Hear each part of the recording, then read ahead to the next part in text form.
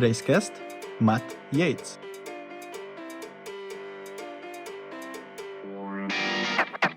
The risk of ramping any function down rapidly is inherent. You know, there's risk involved in that, regardless of whether it's a recruitment function, HR function, a risk function, finance function, sales function, or whatever, right? Because at some point in the very recent past, you required all those people. There was a definite decision to hire them. So what is it that you know about future requirements or future business circumstances suggests that you do not need that anymore? Have you found other solutions to deliver what you need to deliver in a more efficient or more productive kind of way? And have you got it right sized? You know, that's the key thing. So, you know, any drastic kind of ramp down is obviously going to have impact in the organization. But the key thing is understanding whether it's the right call or not, and having to minimize the risk of that. There's no hard and fast rule to it, right? But you've got to try and get those things right in some degree. And it's one of the things that puts a greater stress in organizations today on the absolute skill or sophistication in workforce planning. You know, I can't tell you in the vast majority of roles that I've been in, and when I speak to peers in other organizations as well, it's usually the number one thing that people are looking to try and solve. Like, particularly in an increasing volatile kind of environment in terms of economic circumstance, you know, how can you get more foresighted on what you need to recruit? You know, TA functions can be more effective in that space if we can plan effectively. So circumstance being circumstance means that sometimes that's tricky at this point, right? So your ability to react is also really important. But from a TA leadership point of view, you've got to kind of get your core absolutely right, and then have an ability to have flexibility and scalability around it. And there's lots of ways to do that, right? Like in terms of partnerships that you have, or outsourced agreements, or just flexible and scalable parts to your organization that you might kind of like engage labor or engage employees on in different kinds of ways. But it's all dependent on great workforce planning at the end of the day. Matt is in the industry since 1998. So he saw three crises: the internet bubble, the financial crisis of 2008, and now the crisis we are in. And we talked about what it does for recruitment, for organizations, how to stay flexible, what is important nowadays to measure, not just activities in terms of number of hires and how fast you are. There's much more towards it, how you can be a real true strategic partner and function to the business, and to translate talent acquisition action into overall business value.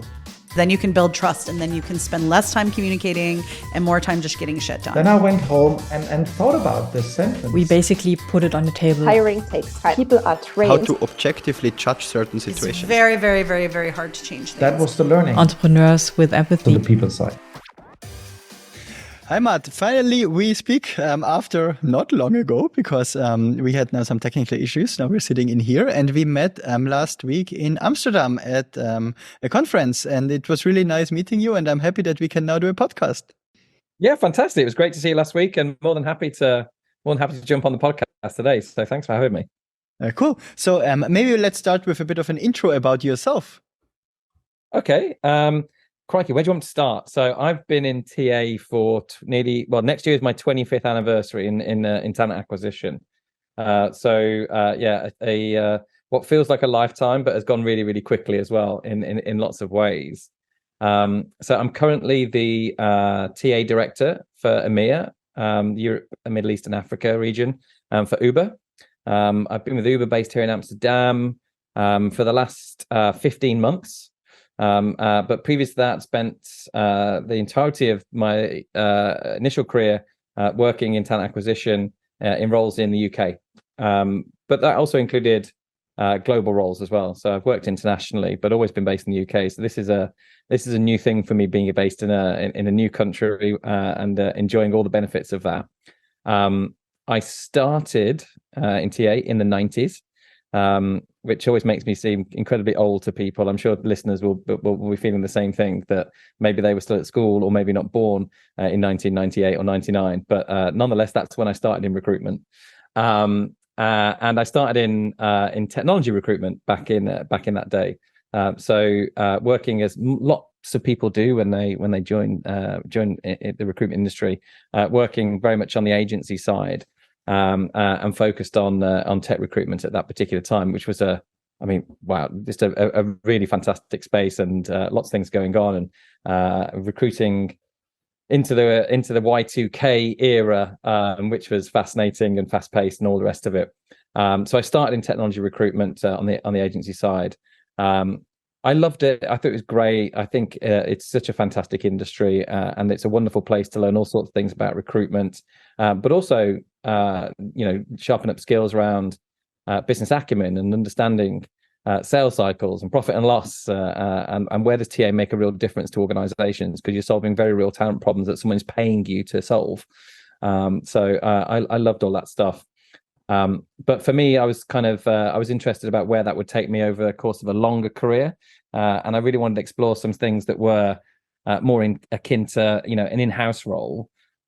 So I did my international HR masters at that particular point.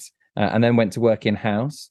And then I spent several years in London working in tech and new media. So that was a completely natural kind of evolution for me, both in terms of industry and in terms of role.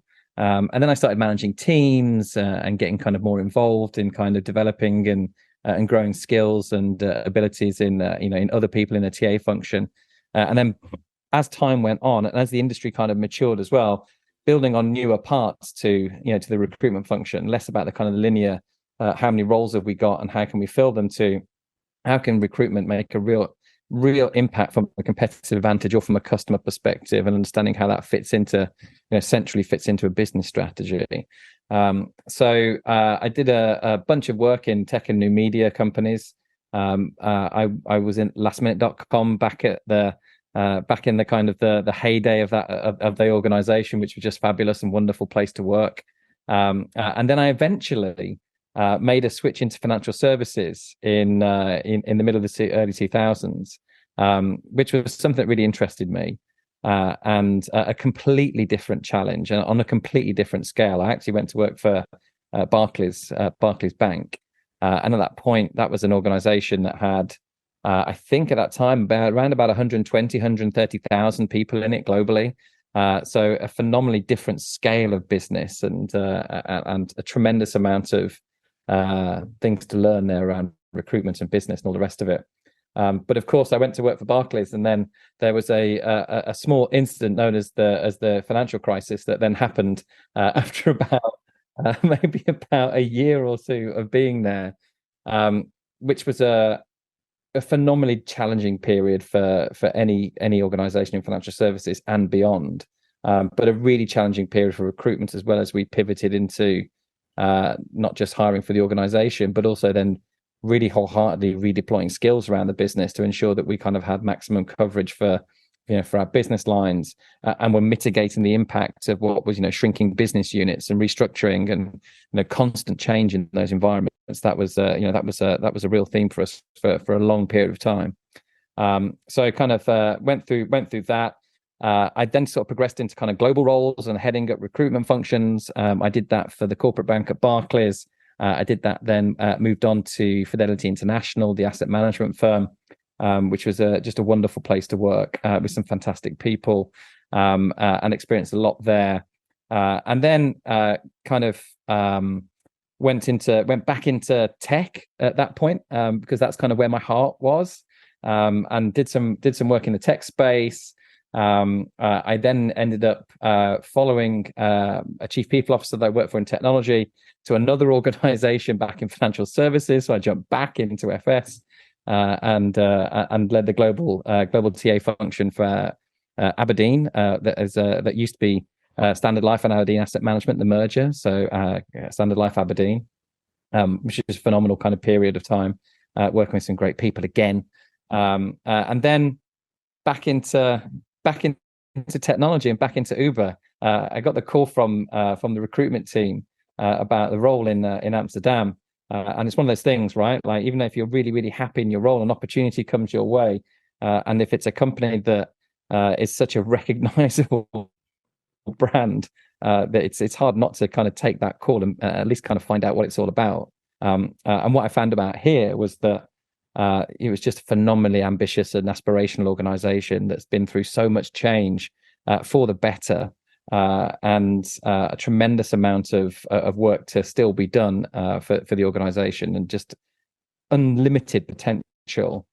So it was a tough call, particularly when you're kind of moving with a family like I did, and wife and 3 kids, and moving everyone out of their kind of normal lives into a new country. But that's what's kind of brought me to here now. So yeah, really enjoying life with Uber right now. Yeah, exciting and great journey. So I think then you also saw a lot, right? Especially from a recruitment function. And I think when you just consider the past 2 years, first of all, COVID, shock, no hiring, everybody didn't know what to do, even layoffs or everything on pause. Then a crazy ramp up where everybody just threw money at recruiters and just wanted to hire like crazy. And then again, the whole interest rates changed, war came, energy prices gone up, and now again a real slowdown in hiring and staffing. So what can maybe a recruitment or companies overall and recruitment functions learn from that, in your opinion? And how do you perceive that? I think there's an interesting kind of dynamic to good TA functions in my view, and the closer they align to kind of business priorities, the better. And so the bit you just talked about, kind of COVID through the COVID bounce back, which was probably bouncier than anyone really expected from a recruitment perspective, right? Like the market went kind of completely crazy. And organizations went full steam into hiring, and that wasn't really kind of industry specific or skill specific either. It was kind of across the board, with kind of like ginormous increases in demand. And then you coupled that with the way that work was changing at that particular time as well, right? If I think about recruitment functions, what they recruited pre-COVID in terms of the types of people or the roles that they're recruiting did fundamentally change after people started coming back to the office, because suddenly hybrid working was a thing for organizations, whereas it probably wasn't as prevalent, pre-COVID.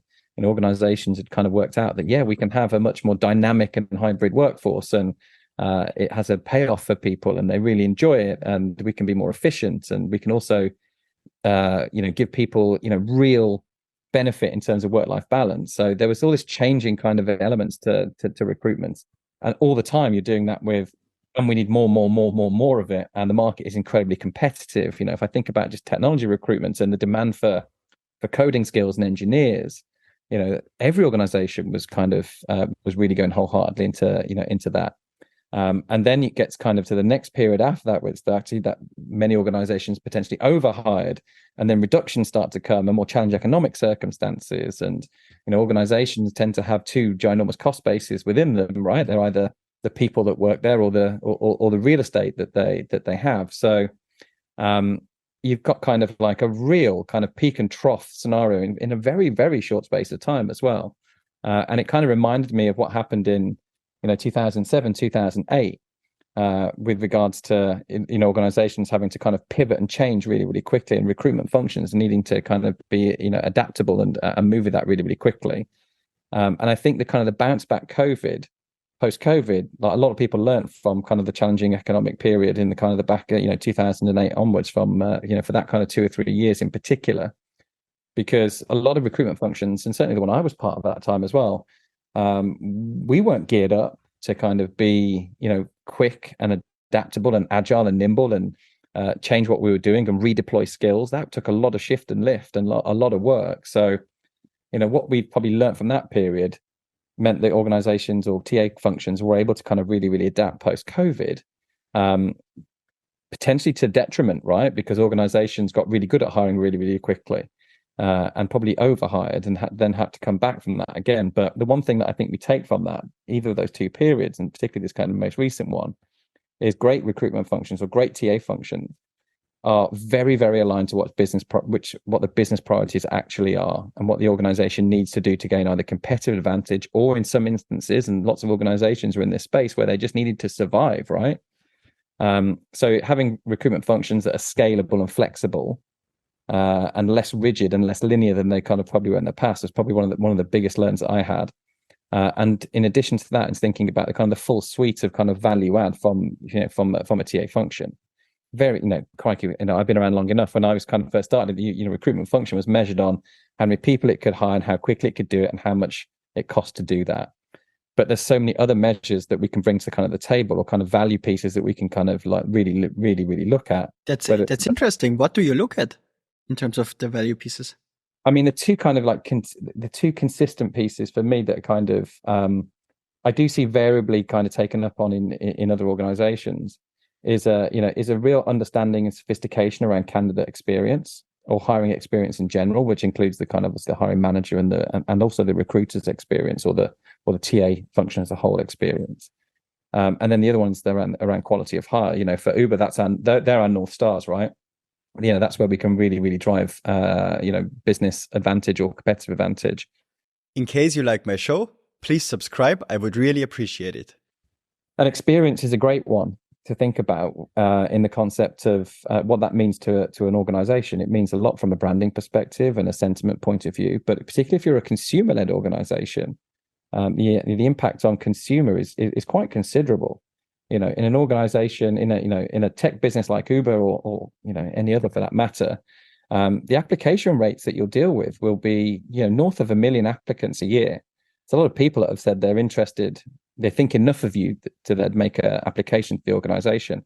How you treat those people has a direct business payoff, because the negative experience drives people to use your product less, or in some cases not at all. So there's an understanding of that measure and what that means, and the things that, and it's not just about saying, yes, we know we treat candidates as customers and we want a great candidate experience. I think all recruitment or TA functions would say that, but really understanding the actions that you take at various different parts of the process, what has an impact on that, which then has a business impact, is really, really, really key. And certainly thinking about it in the sense of what the key drivers are, what are the things that you prioritize in there. What are things that you've got to really kind of dial up because it's very important to the candidate base and you're not doing it well enough, or the things that you do really, really well that don't really make a huge difference to sentiment or experience. There's a sophistication to it that I think a lot of organizations certainly lack, right? It just gets lost behind the general premises, treat your candidates as customers, which is just the start of it for me. Yeah, and I think also one piece, especially what you also mentioned, is the direct business impact. And I hear from some recruiting or people leaders that they say, yeah, but we are a cost center. And I think, are you really a cost center? Maybe yes, everything costs money, but how could you maybe flip the storyline that you also connect the capacity you need or the hires you make into value creation, also translating it into a business case that is reflecting the, numbers of new signups or new revenue or profit that is generated, while when you can enable a certain function ramping up again when needed or pivoting faster, so on, right? So I think these are also things what to consider, especially when organizations are a bit bigger and are more data-driven overall managed, that you can also participate and leverage that. Completely. I mean, it's the flip side of what I was what I was alluding to earlier, which is if you're thinking with a very real business sense about the experience and the payoff, it's not just about stopping people from using your product less by having a good experience. If you can turn it into into a spectacular experience that encourages people to use it more, and most importantly, like the vast majority of people that apply to a role are not going to be successful in it. There's only a certain amount of those roles, and if you've got 1 million plus applicants or 100,000 plus applicants or whatever it is, the vast majority of those people are not going to be successful in the application process. So what can you do? What interventions can you make that increase product usage through that? Are there links to your products and services that you can kind of make in the in the recruitment process? Can you introduce that to people? Can you kind of leave people with such an experience, but also information that actually strengthens their opinion of the company and the ability to provide products and services at a level that they would appreciate and continue to use. It's a really important thing, I think, in terms of thinking about what value that a TA function would really, really drive from a business perspective. And because there were a lot of layoffs overall in the industry over the past 1.5 years, what do you think are the risks of ramping down talent acquisition rapidly? I think it's not just TA, right? Like the risk of ramping any function down rapidly is is inherent. There's risk involved in that, regardless of whether it's a recruitment function, HR function, a risk function, finance function, sales function, or whatever, right? Because at some point in the very recent past, you required all those people. There was a definite decision to hire them. So what is it that you know about future requirements or future business circumstances suggests that you do not need that anymore? Have you found other solutions to deliver what you need to deliver in a more efficient or more productive kind of way? And have you got it right sized? That's the key thing. So any drastic kind of ramp down is obviously going to have impact in the organization. But the key thing is understanding whether it's the right call or not, and having to minimize the risk of that. There's no hard and fast rule to it, right? But you've got to try and get those things right in some degree. And it's one of the things that puts a greater stress in organizations today on the absolute skill or sophistication in workforce planning. I can't tell you in the vast majority of roles that I've been in, when I speak to peers in other organizations as well, it's usually the number one thing that people are looking to try and solve, like particularly in an increasing volatile kind of environment in terms of economic circumstance. How can you get more foresighted on what you need to recruit? TA functions can be more effective in that space if we can plan effectively. So circumstance being circumstance means that sometimes that's tricky at this point, right? So your ability to react is also really important. But from a TA leadership point of view, you've got to kind of get your core absolutely right, and then have an ability to have flexibility and scalability around it. And there's lots of ways to do that, right? Like in terms of partnerships that you have, or outsourced agreements, or just flexible and scalable parts to your organization that you might kind of like engage labor or engage employees on in different kinds of ways. But it's all dependent on great workforce planning at the end of the day. Right. And I think you can never get it right, because once there is a quote, no plan survived first contact with the enemy. And I think it's not really about the plan itself, but it's about the planning exercise, right? Because you just can give your best guess and maybe add some scenarios to it, but you never know what's really happening until it's happening. And if the overall company strategy changes from today to tomorrow, then the whole fundamental principles of the whole planning exercise also change. And then maybe you need something completely different, but then I think it's good to just build a plan again and execute against it until it's not valid anymore, or you need to redo it. It's kind of like you make a really good point, because there's a certain level of needing a bit of everything in a TA function. You want to have great foresight and planning that allows you to create always on processes, and being able to go to market for hard to find skills, or niche talent market, areas where it's harder for you to compete. You need time to be able to plan to do that and then execute effectively. But you also need the flip side as well. You also need to be incredibly adaptable. You need to be able to kind of change the priorities and move with the organization, because that's the nature of the customer base that you might be in, or that might be the nature of the business. Or there might be something that happens like COVID, which no one really foresaw, that has a ginormous impact on your business. So the ability to adapt and move quickly is also really, really, really key. So it's about having, both of those things, which sounds kind of counterintuitive sometimes, but I don't see any other way that it's successful these days, really. Yeah, definitely. And that's, I think, also the tricky piece, right?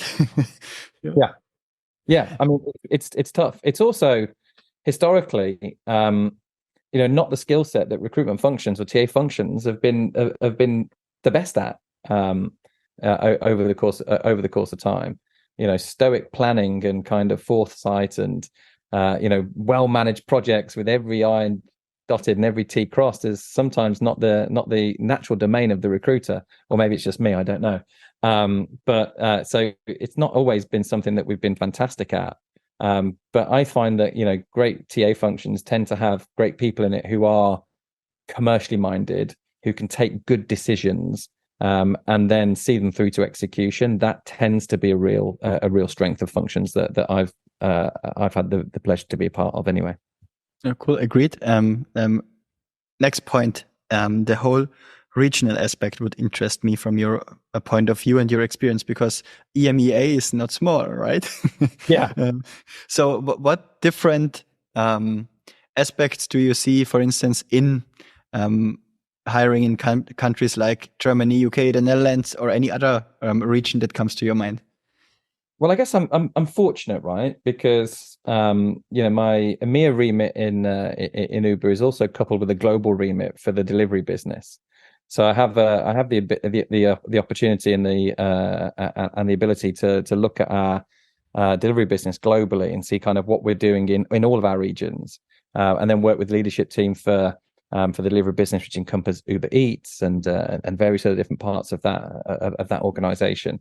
So I have that ability or that kind of luxury to kind of see what's happening from a regional perspective in EMEA, but also globally.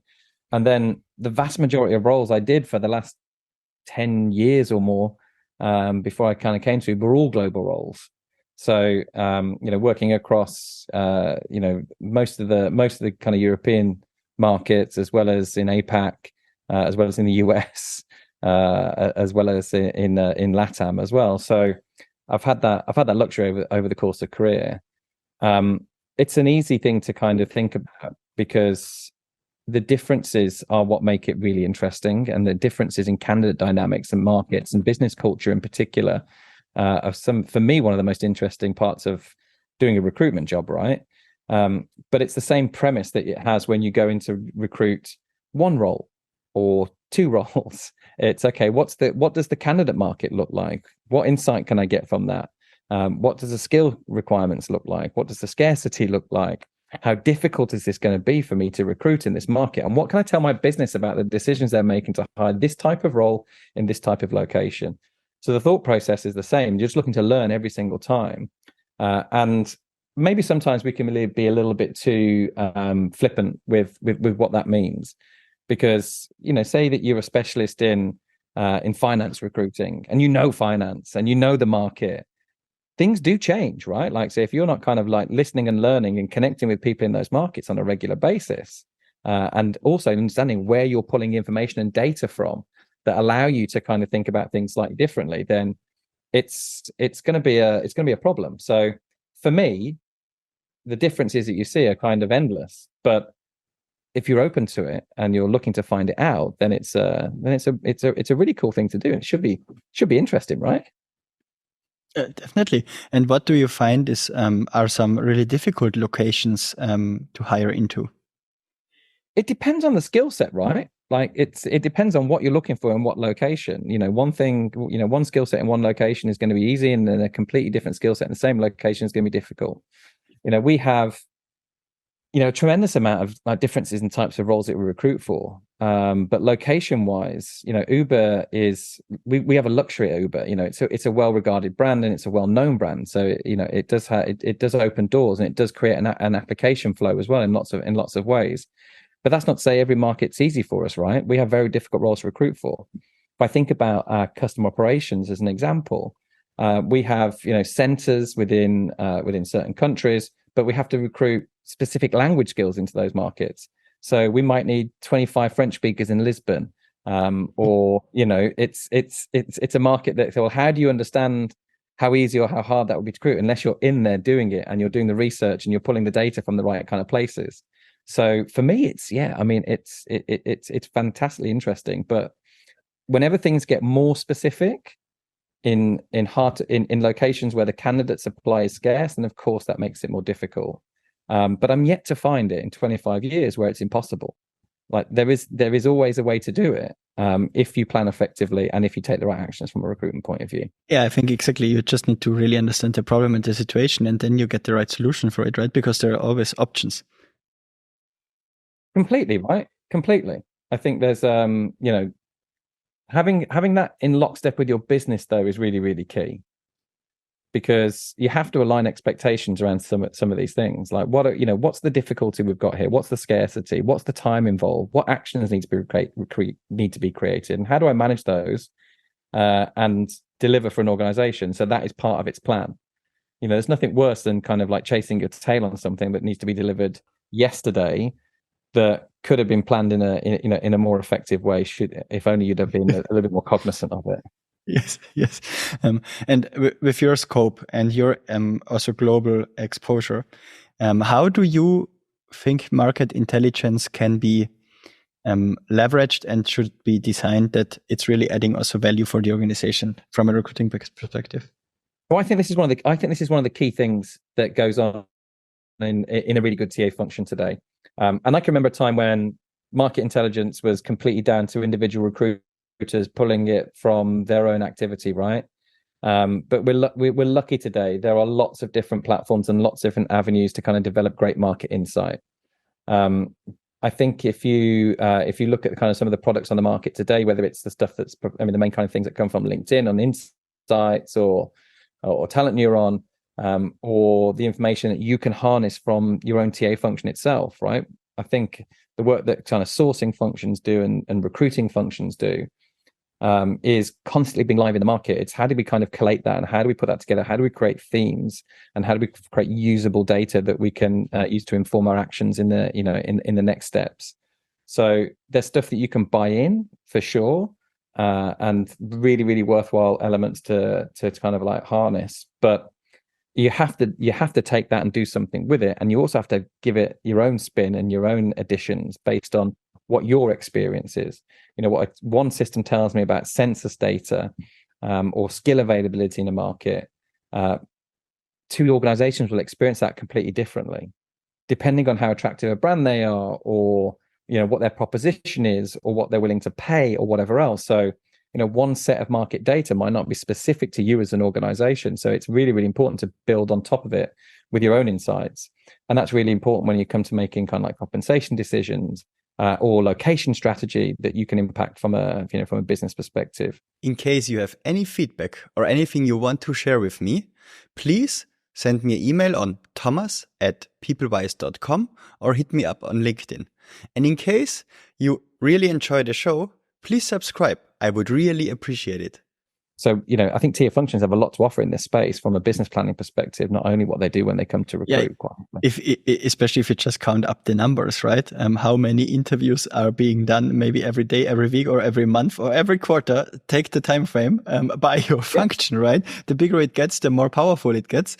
And I think if you just create a certain set of attributes where you do systematic information gathering, that you really can pull reports from it, that's very insightful. I mean, think about the amount of people that actually give you data as a recruiting organization. Regardless of the organization that you're in or the size of it, there is a tremendous amount of information in candidate behavior, whether it's how people interact with your branding activity, your advertising, your career site, the application flow, who they are. In certain markets, you can get that kind of a richer level of diversity information from that as well. So you can start to find a little bit more about candidate behavior in that perspective. Then you've got everyone that kind of comes to the interview process. An organization like ours, we'll probably be doing somewhere in between, 1,000 or 1,200 interviews every single week. That's a tremendous amount of activity and interaction with people that you can learn from. But the data has to be harnessed as well, right? Like, what happened? What do they say about the experience? Like, there's a tremendous amount of information there, and I think sometimes we close ourselves off to that. But also imagine, I don't know, if you think about outreach as a great example, what are people telling you about your proposition or the market that you're recruiting in, or the skills you're after, or whatever else it might be, based on the fact they're saying they're not interested, right? So there's a tremendous amount of information to harness, but we've got to put that in the right format, and also put it into the right forum as well. Yeah, and especially for you with your scope, you're maybe not face to face with candidates every day anymore, right? So you need to get some data points. Oh, you'd be surprised. I'm face to face with candidates on a regular basis. Also daily. I think it's maybe not every single day, but on a regular basis for sure. It's good. I think there's some interesting stuff to learn from that. I have a personal belief that TA leaders should be as present as possible in their hiring processes.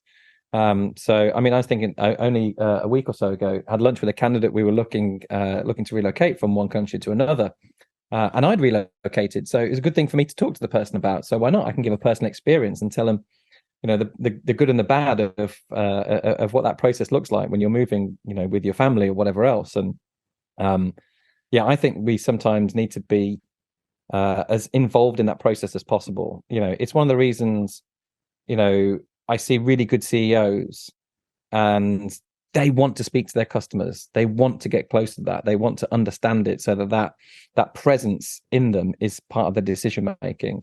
And I think it's the same for recruitment, right? If you're not understanding what happens in your market and talking to people that do interviews or meeting candidates or whatever else it might be, then there's a potential you miss out some really good input and some really good information. So I think it's critical.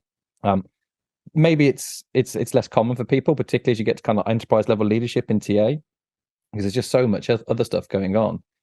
But understand the market, understand the people, because let's face it, recruitment, yes, it's a process. Yes, the core of it is a transaction. The love of that is really, really important.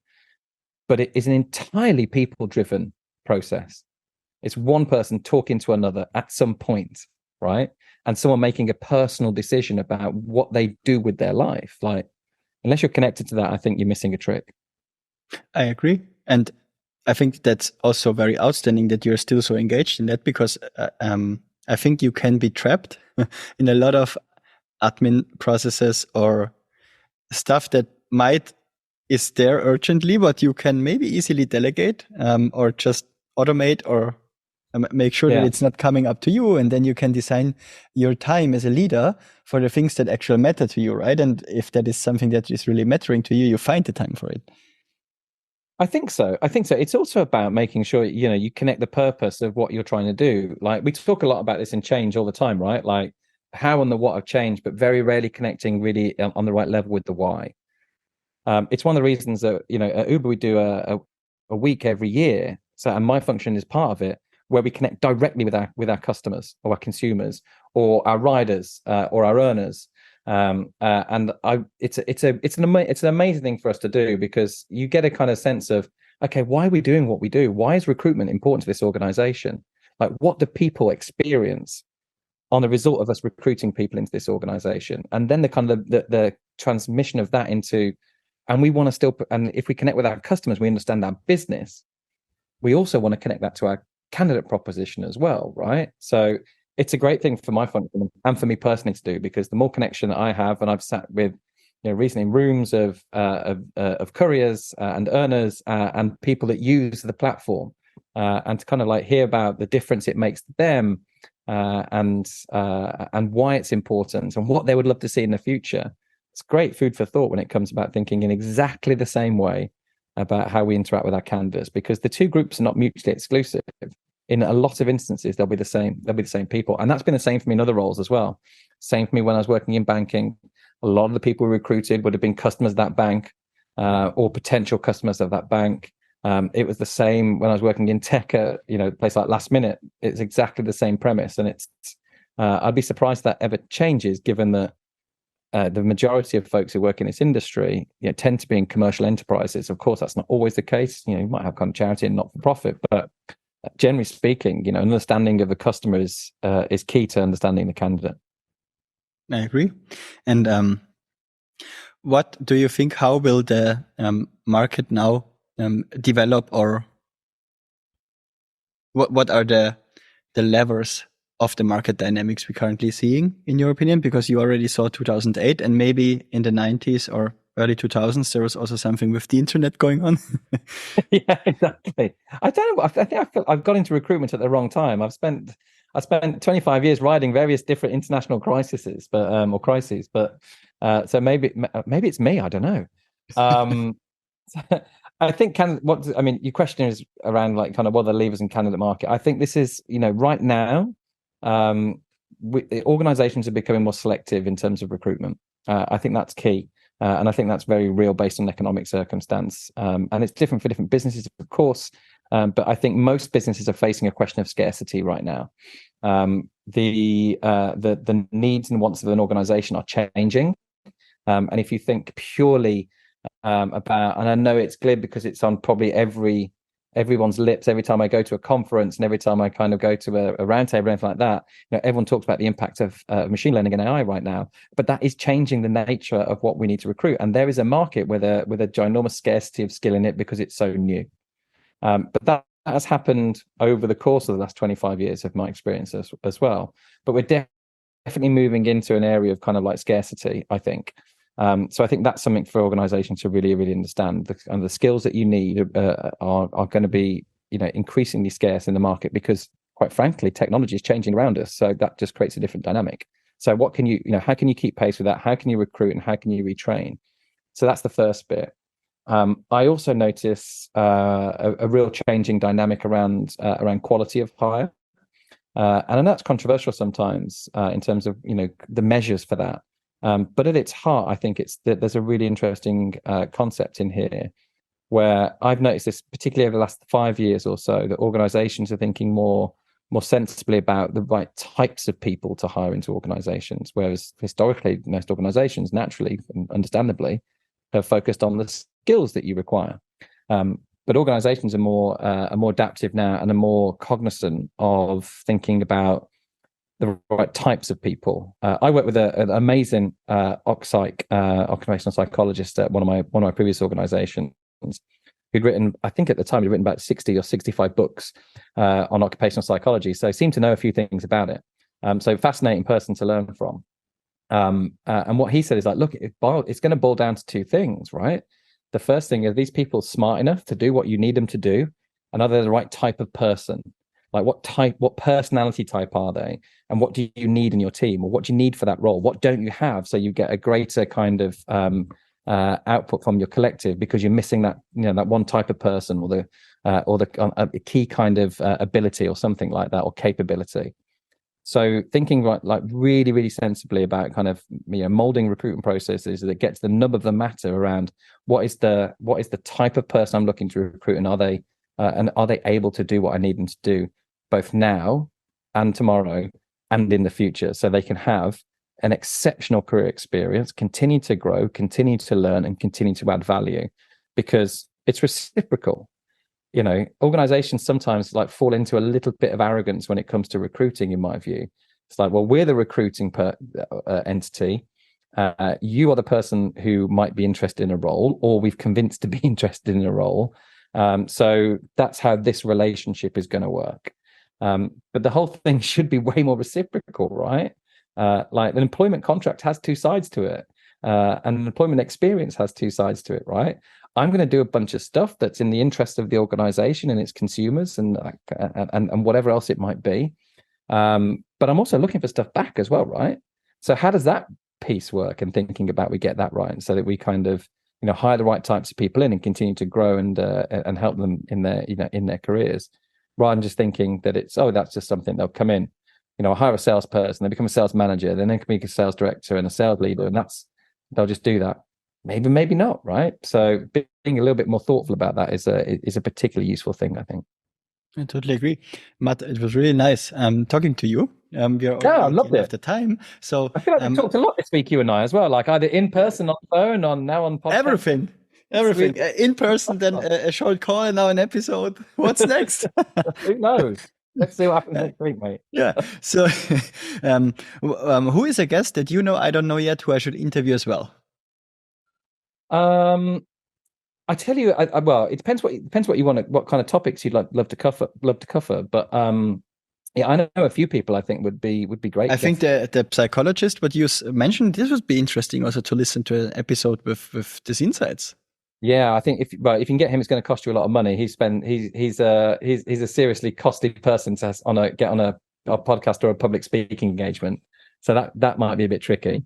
But I know a bunch of other people that might be useful for you, depending on topics. Just depends what you want to talk about, really. Yeah, so I think everything regarding. So I usually have three type of guests: certain experts in certain fields that are some kind of tied to any kind of leadership, people perspective. Then secondly, executives, founders from a certain function, that also have a certain perspective, or then also individuals with certain perspective styles in the whole people function, including talent acquisition. Have you done anything on the diversity topic yet? Yeah, I have, but I'm also happy to do more. I know a few people that might be interested to speak to from a diversity perspective. I know somebody else who might be really interesting to speak to, who is one of the people I work with in talent development and recruitment, but now is a startup coach. who's got a really cool business. If you, I can ping you a link. Actually, you can have a look. Yeah, at sure. Stuff. But she'd be a great person to speak to. She was at like Yahoo for years, and I would love to.